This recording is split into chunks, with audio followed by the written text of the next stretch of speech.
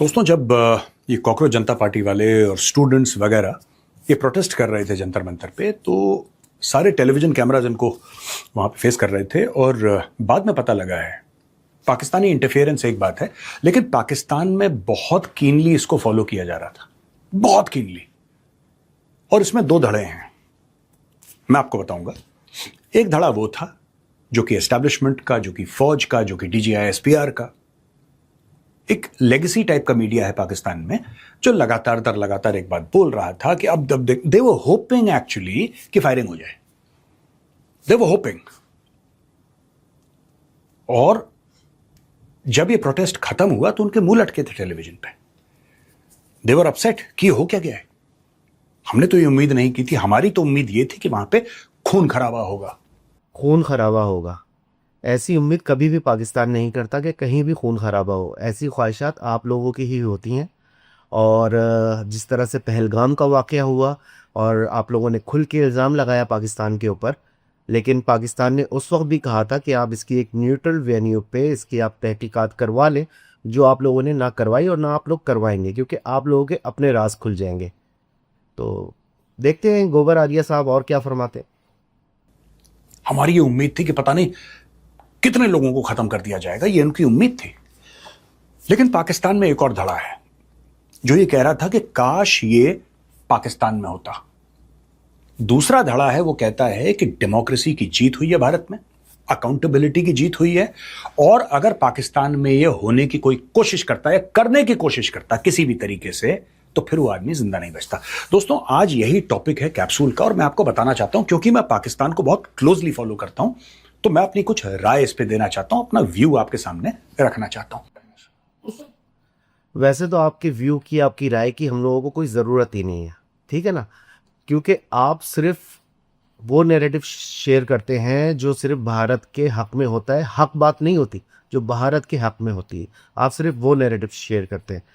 और दूसरी बात ये है कि कुछ अरसे पहले जैसे आपने कहा था कि इसराइल जो है वो आपका आप उसके वकील नहीं हैं, आप वो आपका भाई है, ठीक है ना। तो जहाँ जो लोग खुल के इंसानियत को कत्ल करें वो आपके भाई हैं, ठीक है ना।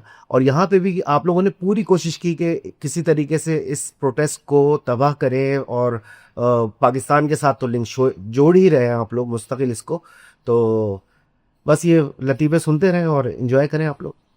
दोस्तों, पहली चीज तो ये है कि, और ये पाकिस्तानियों को मैं बोलना चाहता हूं क्योंकि इंडियंस को ये बात पता है, I don't think personally that India's democracy is a perfect democracy. ऐसी बात नहीं कि हमने डेमोक्रेसी में जितने भी तीर मारने थे हमने सारे तीर मार लिए, ऐसा कुछ भी नहीं है। क्योंकि मेरा यह मानना है कि डेमोक्रेसी डेस्टिनेशन नहीं है, डेमोक्रेसी जर्नी है। And we have a very very long way to go. We have a very long way to go. जैसे भारत में क्या गरीबी है भारत में? यस। क्या कुछ लोग ऐसे भारत में होंगे आज की तारीख में जो भूखे सोते होंगे रात को? बिल्कुल होंगे, कई होंगे। Is there poverty in India? Of course there is poverty in India. लेकिन हर साल हम बेहतरी की ओर जा रहे हैं। This is what I want to say. अब आप ये बोलेंगे कि मेजर साहब, पॉवर्टी जो है या गरीबी है, इसका डेमोक्रेसी से क्या लेना देना है? डायरेक्टली नहीं, लेकिन indirectly I am just trying to give you some reference. हर समय जब ऐसा होता है कि सरकार सुनती है आवाम की, आपको उनका पॉइंट ऑफ व्यू ना पसंद आए, आपको कॉकरोच जनता पार्टी ना पसंद आए, कोई बात नहीं, ना पसंद आया, आपको बुरी लगे, अच्छी लगे, आप बहुत बड़े फैन हैं या आप बहुत उनके प्रशंसक नहीं हैं, उससे कोई फर्क नहीं पड़ता। डेमोक्रेसी में ऐसा चर्न होता रहता है और इस चर्न को कोई नहीं रोक सकता। मुझे लगता है कि सरकार ने मैच्योरली हैंडल करा। राइट। अब मैं वापस पाकिस्तान जाता हूं। दोस्तों, यहां पे कई पाकिस्तानियों का यह कहना है कि नहीं साहब, देखिए बहुत बेहतरीन हुआ जो भी हुआ, भारत में हुआ, बहुत अच्छा हुआ। और सरकार का जो इस पे रिएक्शन था वो तो कमाल का था कि सरकार ने सुन ली लोगों की बात। कई इंडियन सेलिब्रेट कर रहे हैं कि देखिए हम लोग इतनी अच्छी डेमोक्रेसी हैं, पाकिस्तान को देखिए बिल्कुल बेड़ा गर्क है। बेड़ा गर्क है वो एक अलग बात है। पाकिस्तान में यह हो नहीं सकता दोस्तों।